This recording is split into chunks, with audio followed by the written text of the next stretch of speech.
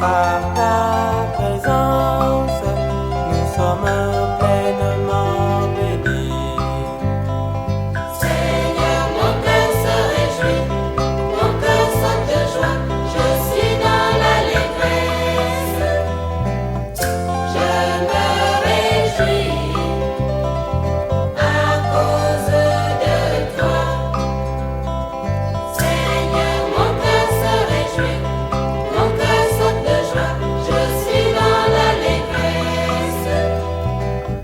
Je me réjouis à cause de toi. Jésus, oh grand roi,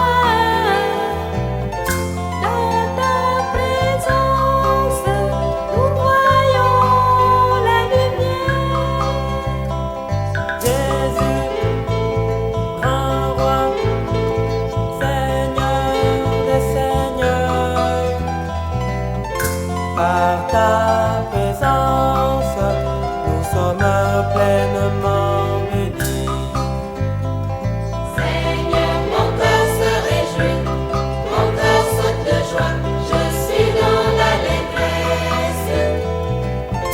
Je me réjouis à cause de toi. Seigneur, mon cœur se réjouit, mon cœur saute de joie, je suis dans l'allégresse. Je me réjouis à cause de toi. Alléluia.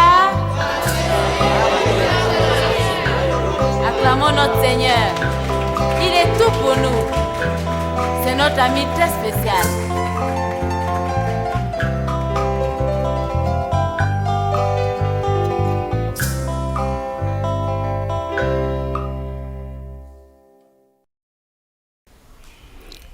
Frères et sœurs, bonjour.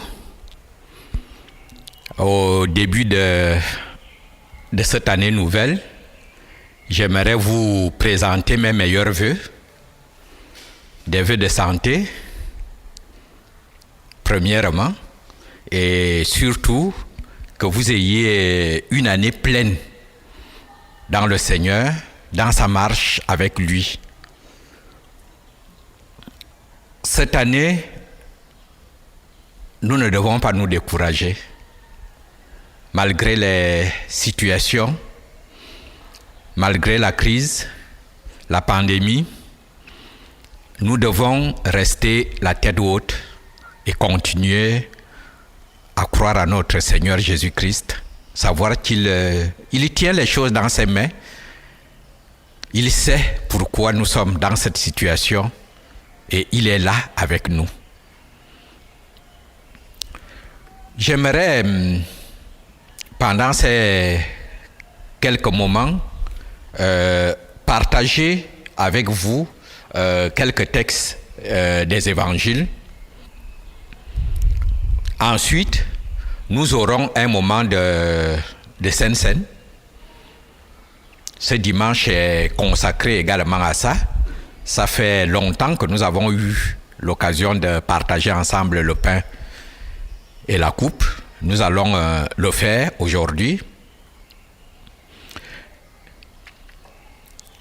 Si je dois donner un titre à ces moments, je dirais être à l'heure de Dieu. Oui. Comme chrétiens, nous devons apprendre à être à l'heure de Dieu. Dans les moments que Dieu a prévus et fonctionner dans ces moments-là. Tout le long de l'histoire de la Bible, nous voyons des hommes et des femmes qui, effectivement, malgré les circonstances, ont toujours été au bon moment quand Dieu a prévu faire les choses. Et chacun de nous, nous devons être dans cet état d'esprit, être prêt à tout moment, à être disponible pour notre Seigneur et ne pas être distrait. Lorsque nous prenons Acte 10, le verset 38, Ce passage résume la vie de Jésus. Vous savez comment Dieu a oint du Saint-Esprit et de force Jésus de Nazareth, qui allait de lieu en lieu, faisant du bien et guérissant tous ceux qui étaient sous l'emprise du diable, car Dieu était avec lui. Ce passage des Actes résume la vie de notre Seigneur. Il allait de lieu en lieu, pas simplement, pas pour se faire plaisir. Il allait de lieu en lieu, il faisait du bien. Il faisait du bien. Partout où il allait, partout où il était, il faisait du bien. Je pense que ça peut être pour nous le défi de cette année nouvelle. Être partout où le Seigneur nous place, être des hommes et des femmes qui font du bien. Les circonstances ne s'y prêtent pas. Je peux le comprendre.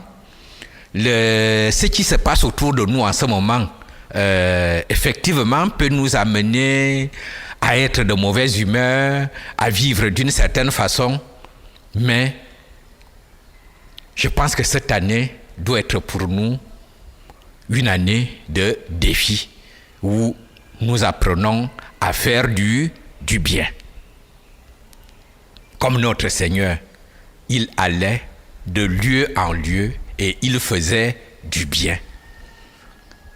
Et je crois que ce passage, nous pouvons vraiment le tenir tout le long de cette année. Toutes les fois où nous serons tentés, soit de répondre à une provocation, soit dans une situation compliquée, nous rappeler de l'attitude de notre Seigneur. Il faisait du bien. Continuons cette année, tout le long de cette année, à faire du bien. À être des hommes et des femmes de bénédiction, partout où le Seigneur va nous placer tout le long de cette année. Être des hommes et des femmes de bénédiction. Des hommes et des femmes qui sont à l'heure. Quand je dis à l'heure, je parle à l'heure du Seigneur. Vous savez, quand vous regardez, il y a quelque chose d'extraordinaire lorsque vous regardez l'Ancien Testament avec un certain nombre de personnes. Vous regardez la vie de cet homme, de David, du roi David. Avant qu'il ne soit roi, ce jeune homme gardait les troupeaux de son père. Il gardait les troupeaux de son père, c'était un enfant, je dirais, normal. Le jour où son père a décidé de l'envoyer aller donner de la nourriture à ses frères, il est parti, un enfant normal. Quand il arrive sur le champ de bataille, il voit Goliath qui est en train de défier l'armée d'Israël.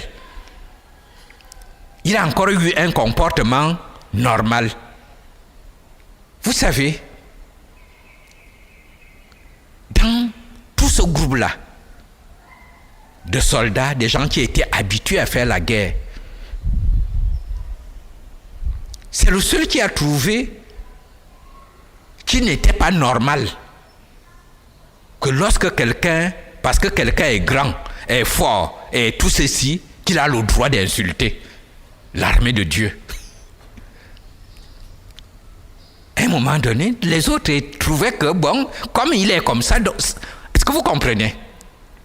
Je crois que cette année, apprenons à être des hommes normaux, des femmes normales, des personnes qui ont le bon comportement du Seigneur au bon moment. quand ils trouvent que ça là, c'est pas normal, ils disent que ce n'est pas normal. Et ils font ce qui est normal.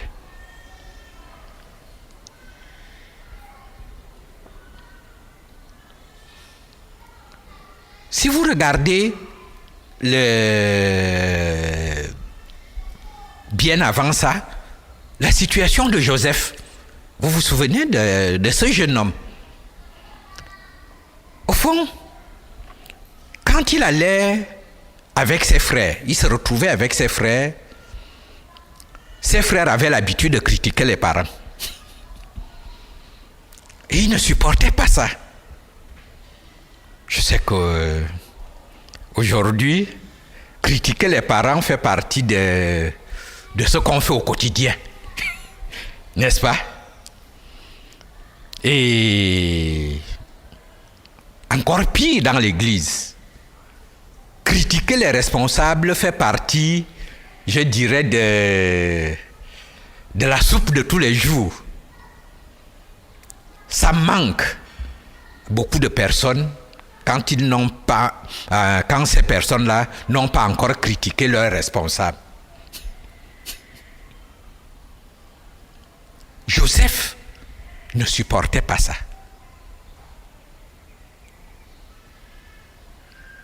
C'est une des raisons qui a motivé ses frères à chercher à le tuer. Bon, finalement, ils ont trouvé une situation qui était beaucoup plus correcte pour eux. Ils l'ont vendu.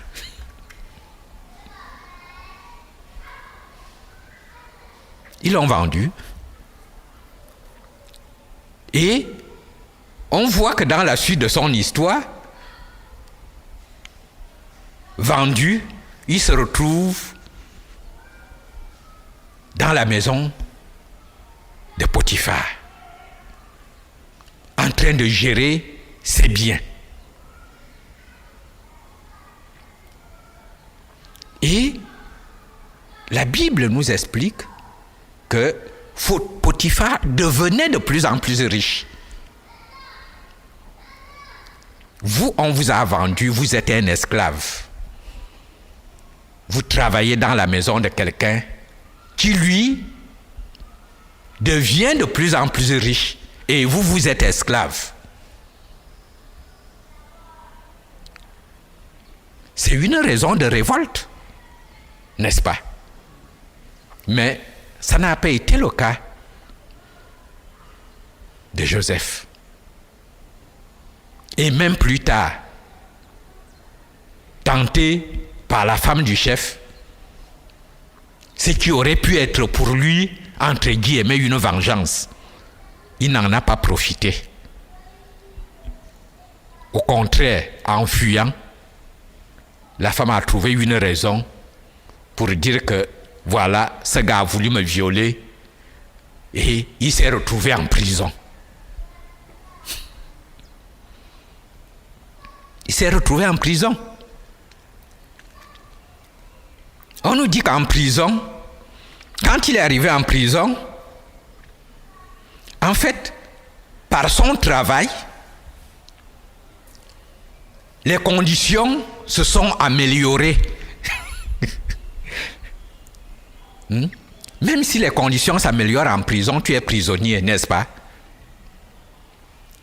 Ce qui était dans son cas. Il s'est retrouvé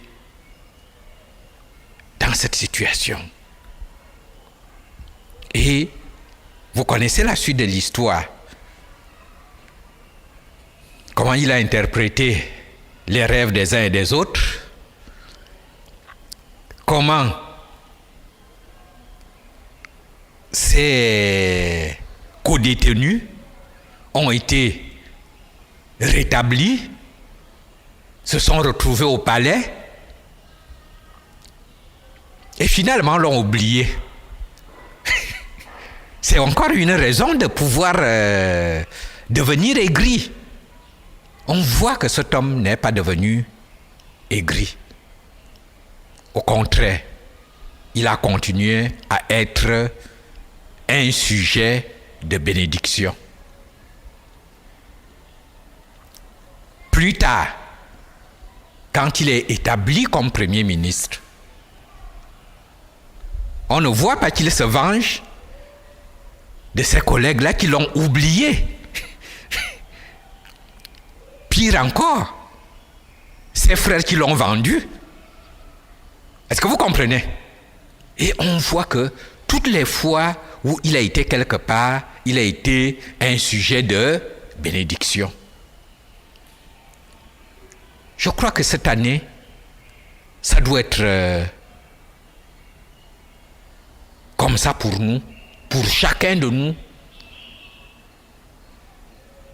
Vraiment comme un défi de se dire, cette année, je veux être un sujet de bénédiction pour tous ceux qui sont autour de moi. Je veux apporter la vie. Je veux apporter le sourire. Je veux apporter la guérison. Parce que je suis lié au Seigneur. Cela n'est possible que si tu as un lien avec le Seigneur. Cela n'est possible que si tu continues à persévérer, à tenir jusqu'au bout. À tenir jusqu'au bout. Quand on regarde cette année, c'est pas forcément, rien n'est dit que cette année sera mieux que 2020, que la plupart des gens maudissent. Hein? Absolument rien. Mais cette année, parce qu'on s'engage avec le Seigneur, à marcher avec le Seigneur, cette année devrait être mieux pour chacun parce qu'on s'est engagé avec le Seigneur. Ce ne sont pas les circonstances qui déterminent la qualité de l'année, mais la marche avec le Seigneur. Comme les deux que j'ai cités, vous voyez, la même chose se reproduit même quelque part avec Paul, qui est prisonnier. Vous voyez, le long de son voyage, il reste un sujet de bénédiction, tout en étant un prisonnier. Je pense que c'est vraiment important pour nous chrétiens d'être engagés avec notre Seigneur cette année afin de servir et d'être une bénédiction. D'être des hommes et des femmes qui ne se découragent pas, qui ne lâchent pas. Vous savez, quand on prend Actes des Apôtres, par exemple le chapitre 1, à partir du verset 12 jusqu'au verset 15, alors ils retournèrent à Jérusalem de la montagne appelée des monts Oliviers, qui est près de Jérusalem, à la distance d'un chemin de sabbat. Quand il fut arrivé, ils montèrent dans la chambre haute où ils se tenaient d'ordinaire. C'était Pierre, Jean, Jacques, André, Philippe, Thomas, Barthélemy, Matthieu, Jacques, fils d'Alphée, Simon le Zélote et Jude, fils de Jacques. Tous d'un commun accord persévéraient dans la prière avec les femmes et Marie, mère de Jésus, et avec les frères de Jésus. En ces jours-là, Pierre se leva au milieu des frères. Le nombre des personnes réunies était d'environ 120. Le nombre était d'environ 120. 120. Avec tout ce que Jésus avait drainé comme foule. Parce qu'on dit que les foules suivaient Jésus. Le jour où il a été crucifié, en ce moment-là, certains ont même témoigné que, effectivement, celui-là était le Fils de Dieu. Mais il n'était plus que 120.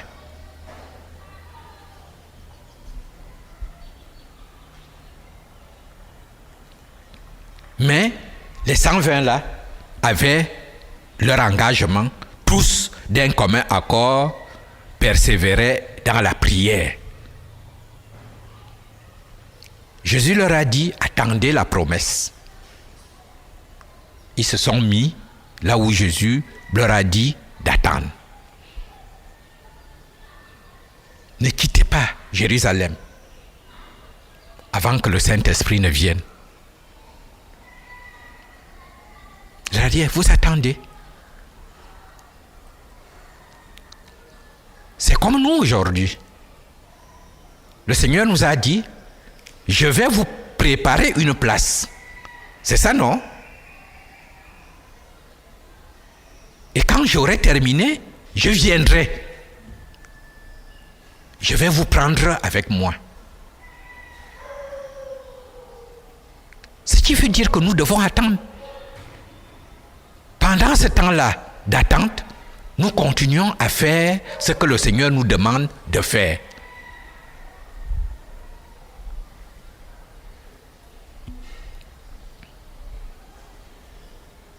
Continuez à faire ce que le Seigneur nous demande de faire. Être des hommes et des femmes qui sont des sujets de bénédiction, qui apportent la vie du Seigneur, qui annoncent son évangile, qui encouragent.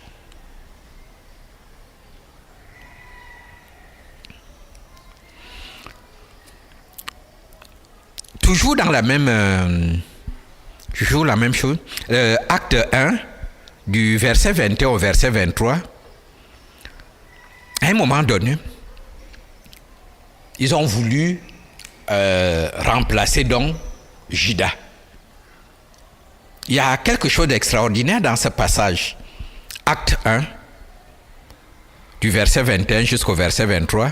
Il faut donc que parmi ceux qui nous ont accompagnés tout le temps que le Seigneur Jésus a vécu avec nous, depuis le baptême de Jean jusqu'au jour où il a été enlevé du milieu de nous, il y en a un qui nous soit associé comme témoin de sa résurrection. Ils en présentèrent deux, Joseph, appelé Barnabas, surnommé Justus, et Matthieu. Il y a quelque chose d'extraordinaire dans ce passage. Les disciples, les apôtres disent, comme Judas ne fait plus partie des apôtres, on doit le remplacer. On doit rester 12.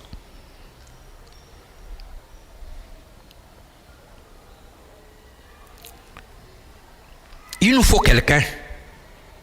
Et les critères, ça doit être quelqu'un qui était là depuis le moment où Jésus avait été baptisé, donc du temps de Jean-Baptiste, jusqu'au moment où Jésus a été enlevé au ciel. C'est dans le lot, c'est dans ce lot, dans ce groupe, qu'il nous faut trouver quelqu'un. Et ils en ont trouvé combien?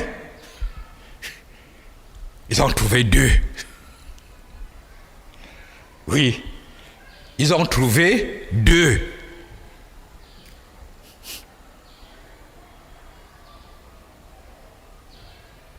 Il n'y en avait pas beaucoup, hein?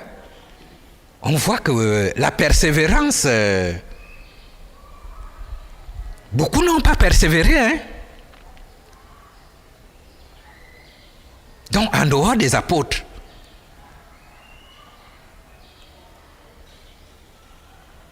ils étaient 120. Ils ont trouvé ces deux-là. Ça peut nous amener, nous, à nous poser beaucoup de questions. Quand je prends le cas spécifique d'Agapé,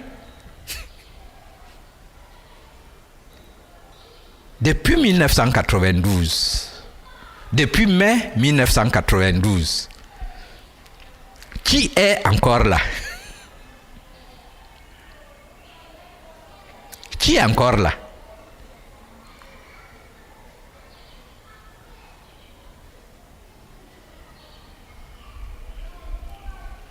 Je vais même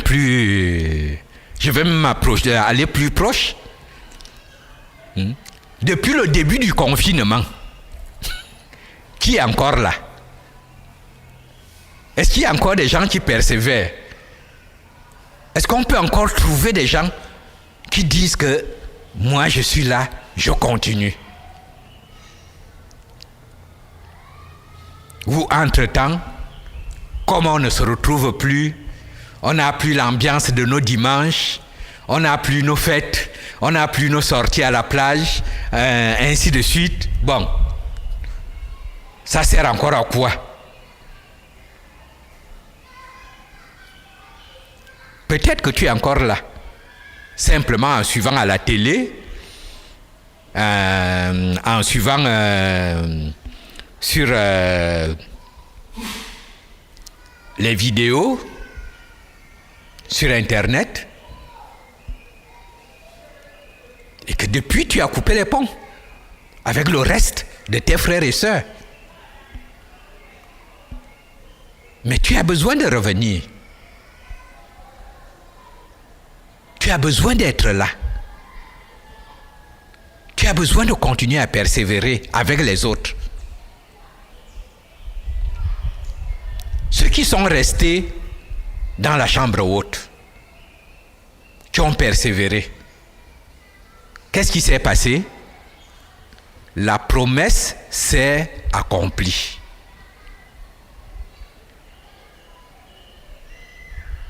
Des langues, comme des langues de feu, se sont posées sur chacun d'eux.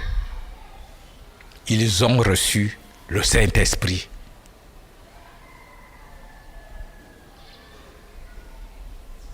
« 120 pour toute une foule qui suivait Jésus. Mais le Seigneur ne se décourage pas.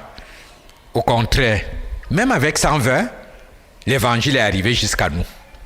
Est-ce que vous comprenez? Même avec 120, l'évangile est arrivé jusqu'à nous. Donc, ce n'est pas un problème de nombre. Même si c'est une seule personne, le Seigneur va tout faire pour accomplir ce qu'il veut accomplir.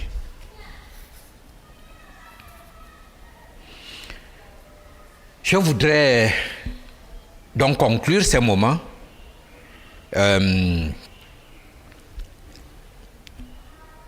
vraiment vous encourager en ce début d'année à continuer à persévérer. Continuez à persévérer avec le Seigneur, à marcher. Il peut vous arriver de tomber. Relevez-vous, demandez pardon, marchez. Ne vous arrêtez pas. Ne vous arrêtez pas. Continuez votre marche avec le Seigneur.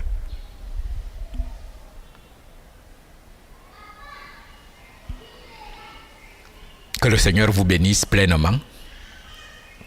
Nous allons prendre le temps, quelque temps, pour partager le pain et la coupe selon ce que nous avons reçu comme instruction. Et nous allons particulièrement regarder ce qui a été dit dans Marc, l'évangile de Marc, le chapitre 14, du verset 22 jusqu'au verset 25.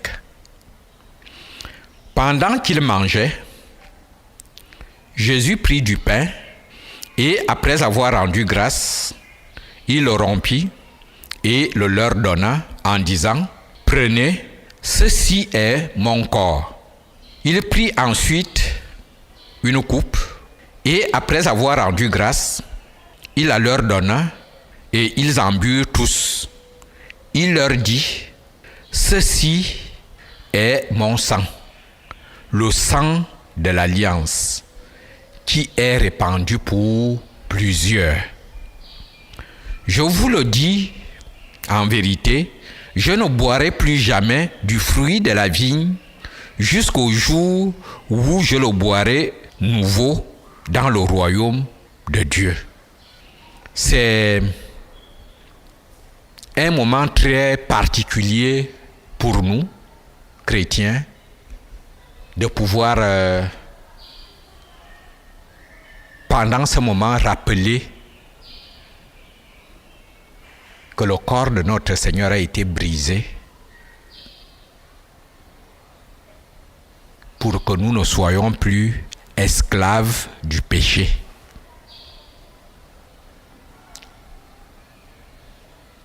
Il a été crucifié. Que son sang a été versé pour notre purification, la purification de nos péchés. Donc si le Seigneur t'a pardonné, pourquoi retiens-tu le péché contre toi-même? Si le Seigneur t'a dit, je te pardonne, parce que c'est ce que le Seigneur dit. Si nous confessons nos péchés, il est fidèle et juste pour nous les pardonner. Son sang a été versé pour le pardon de nos péchés. C'est pour cela que nous, chrétiens, nous pouvons nous avancer, sachant que nous avons été purifiés, aller devant le Seigneur, ouvrir notre bouche et parler avec lui. Ce n'est pas parce que nous méritons, mais c'est parce qu'il nous a fait grâce. C'est une grâce. Nous allons donc ensemble partager le pain.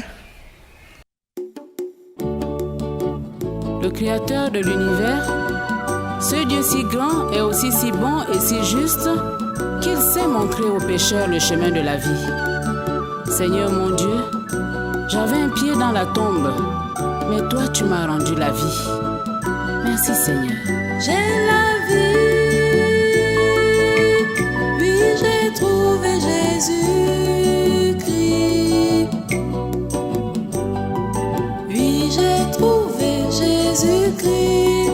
Oui je t'ai trouvé mon Jésus. C'était si simple pourtant. Mon Dieu Prions. et mon roi. Nous te bénissons, notre Père, parce que tu fais toutes choses bonnes en son temps.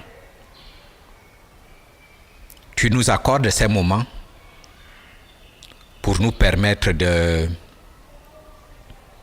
partager ensemble ce pain et cette coupe. Seigneur, c'est par tes meurtrissures que nous sommes guéris. Et aujourd'hui, Seigneur, je te prie pour tes fils et tes filles qui souffrent dans le corps, afin que tu les guérisses, que tu les rétablisses.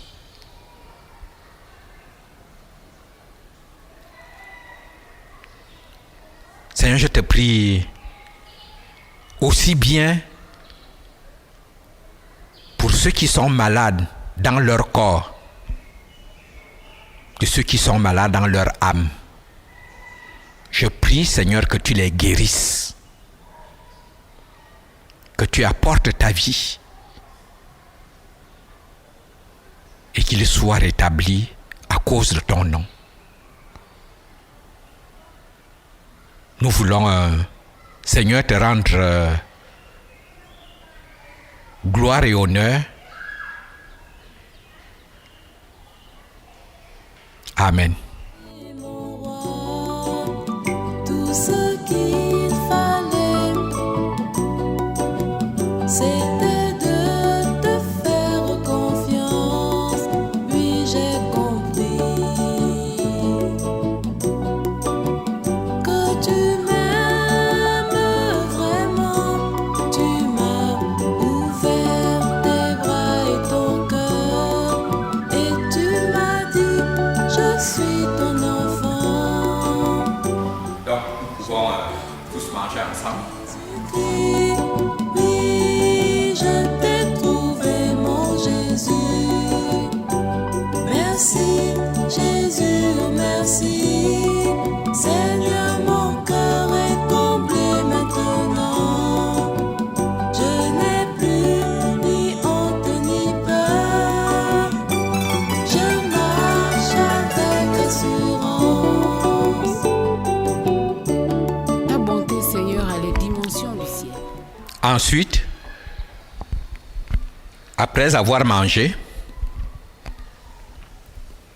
il a pris une coupe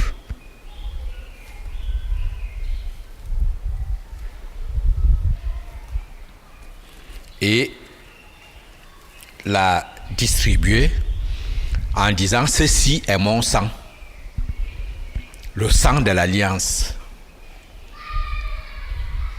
le sang du contrat, le contrat éternel, ce contrat qui vous permet d'avoir l'honneur et le privilège d'être des fils et des filles de Dieu. Ce contrat qui permet en sorte que vous puissiez vous présenter devant Dieu, le Dieu saint.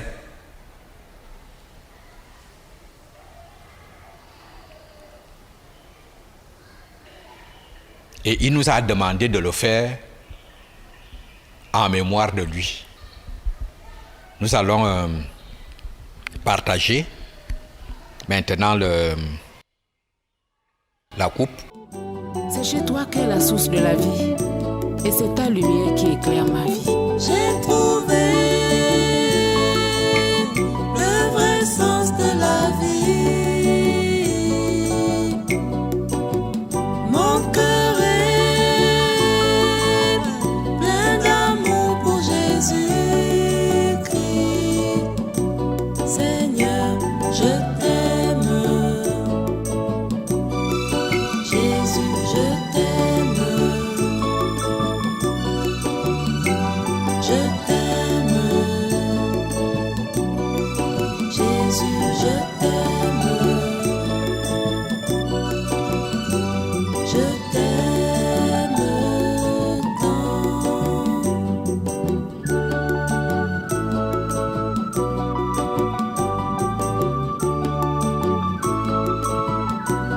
Ta vie, tu la donnes, Seigneur. Vivant. Et tu la donnes en abondance. Merci de remplir ma vie de toi, de ta présence. J'ai trouvé. Merci Père de nous avoir accordé ces moments.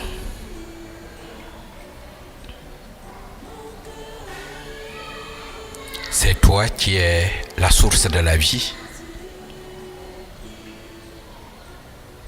Nous voulons, Seigneur, que tout le long de cette année, que ce soit cette vie qui coule en nous, afin de continuer à faire ce pourquoi tu nous as appelés.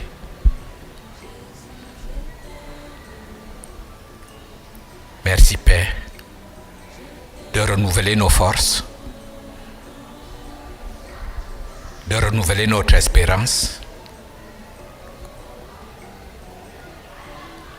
de nous accorder la santé nécessaire pour faire ce qui est juste devant toi.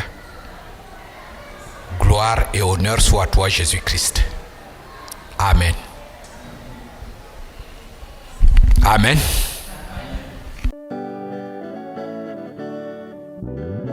Quand je n'ai plus de mots pour te dire que je t'aime,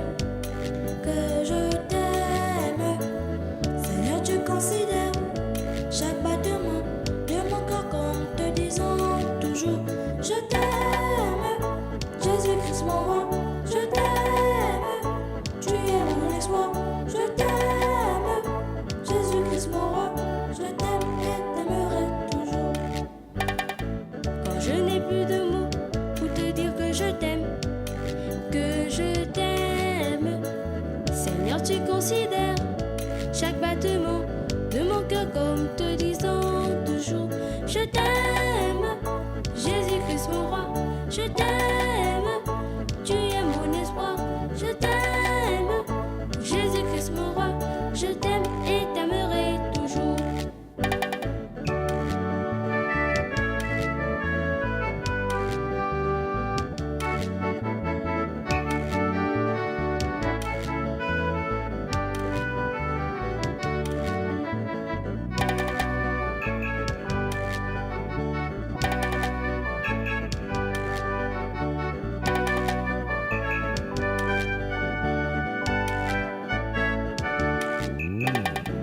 Quand je n'ai plus de mots pour te dire que je t'aime, Seigneur, tu considères chaque battement de mon cœur comme te disant toujours je t'aime. Jésus-Christ mon roi, je t'aime. Tu es mon espoir, je t'aime. Jésus-Christ mon roi, je t'aime et t'aimerai toujours.